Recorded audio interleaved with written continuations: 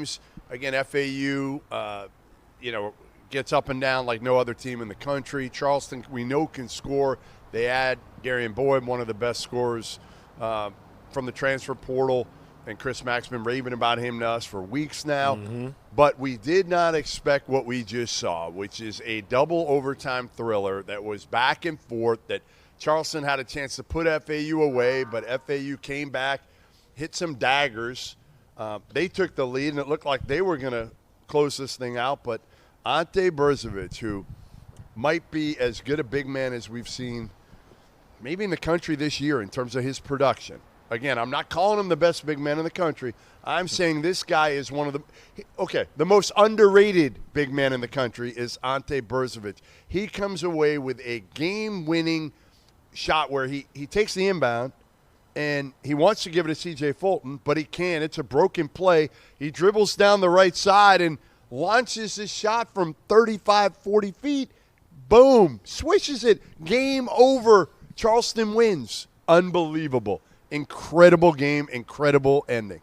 I just want to give you credit for finally going out on a limb and having a little bit of a hot take by calling the guy who is, after going for 39 points, 13 rebounds, 4 assists, 2 blocks tonight, and is now in the season leading the country, averaging 33.7 points, 10.3 rebounds, 4 assists, and 2 blocks, that he might be one of the most productive players in college basketball. I'm glad. Underrated, too. I'm glad. I said the most underrated. I'm just glad that you finally went out on a limb and had a bold take there. No, he was unbelievable tonight. He was unguardable tonight, and I think my single biggest takeaway from this game was that both of these teams are good enough to be in the NCAA tournament. Now, they're going to run into an issue because obviously Charleston plays in the CAA, and in all likelihood they're going to end up being in a bid that is going to require them winning the automatic bid. And when you have a team like Towson in the conference, it's never going to be an easy thing to be able to go through and win those 3 games.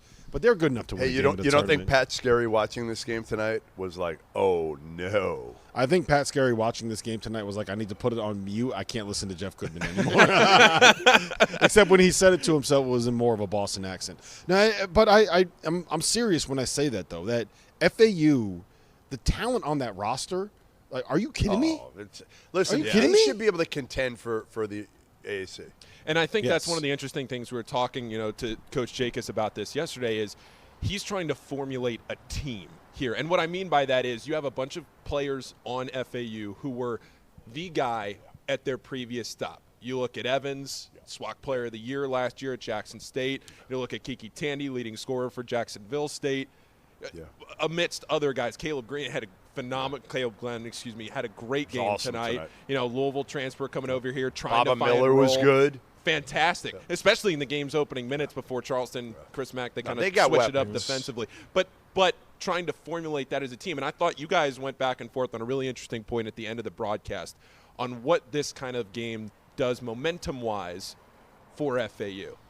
Yeah, I mean, listen, they got a tough bounce-back game right tomorrow. Yeah. I mean, that's going to be the hard part, right? Like, they need to come out of here with a split. It is very important that they don't come out of here 0-2. And, again, they're going to stay here and play in the Charleston Classic next week. But you need to get a split. It's imperative to me that they beat Liberty, again, based off what happened at the end. Because, again, you could think, hey, you know what? Yeah, Charleston had a chance to deliver the knockout blow.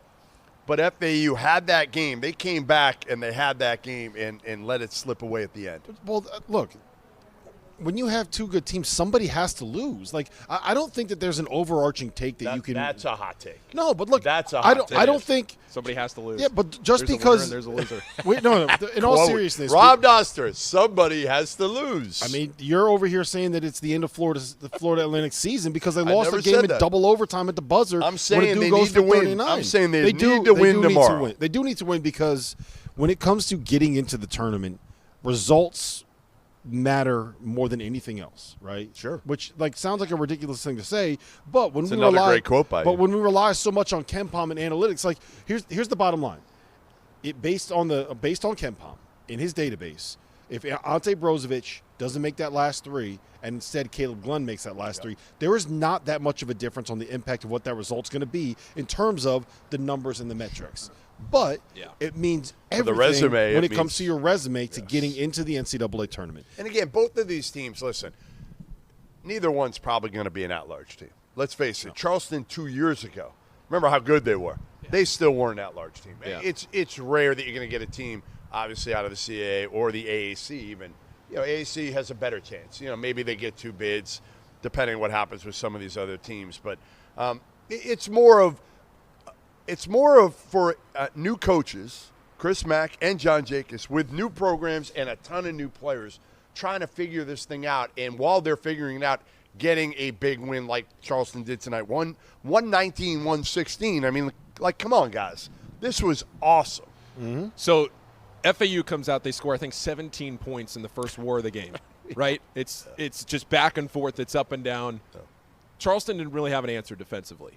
They take that media timeout. They come back out, and it's a little bit different with how they attack the big man. Baba Miller was getting everything he wanted offensively in the games. He was looking shifty. He was getting to the rim, scoring. Wasn't so much like that the rest of the way. Yeah, I mean, Max switched up what they were doing defensively. They changed out of the drop coverage against pick and roll, and they started hedging it hard. They started trapping. We saw a little bit of his 1-3-1 zone in there, and that's just, that's what he does. Brought a tear to my eye. Yeah, that's what he does on that end of the floor is he mixes it up, and you give him different looks, and it kind of changes it. But at the same time, in the second half, that didn't work. They switched the coverage, and Florida Atlantic was able to make some passes and be able to get some of those open threes. And a lot of it came down to the fact that I feel bad calling the kid out, but the point guard that they had in was passing it to Leland to his own team instead of passing it to the other team. He had a rough night. He had a rough night, and Moretti saved them. Mm-hmm. Moretti was as tough a night as it was for Leland Walker. Yep. It was that good of a night for Moretti. He was tremendous in the last 10 minutes or so of the second half, and really through both overtimes. I mean, he was the guy that kind of got them going and kept them going. Yeah, T.O.'s favorite saying is settle down guy. He loves calling people settle down guys. But that's exactly what Moretti is. The thing about FAU, when you play at this tempo, when you're going back and forth and up and down and up and down, it's very easy to fall into the trap of, all right, we're going to go as fast as we possibly can and start taking bad shots and start getting quick possessions and start struggling on doing the things that allow you to be able to get the good shots and be so efficient offensively. And when you bring him in there, you can you get a guy that's more, look, Leland Walker he's out there to get a bucket, right? He can be a point guard and he can pass, but he is a scorer first. Whereas Moretti is more of he's going to set the game up, he's going to set the table, he's going to find a way to make the right plays, and more he ball picked his screen. spots. Yes. He did a great job of kind of reading the defense and what they were giving them, and stepped to the line a few times. Yeah, knocked down some big free throws when he had to. I mean, listen. I get what I think both of you are saying, and I understand it. If you're John Jacobs, you're looking at this and feeling obviously like it was an opportunity miss, but also feeling really good about your team and seeing it up close and seeing how they competed against a really good Charleston team with, oh, by the way, Ante Brzovic and C.J. Fulton back. Yeah. 2 all-league players back. So you got to feel good if you're John Jacobs, but you've also got to be, how do you sleep tonight? Because you're going through every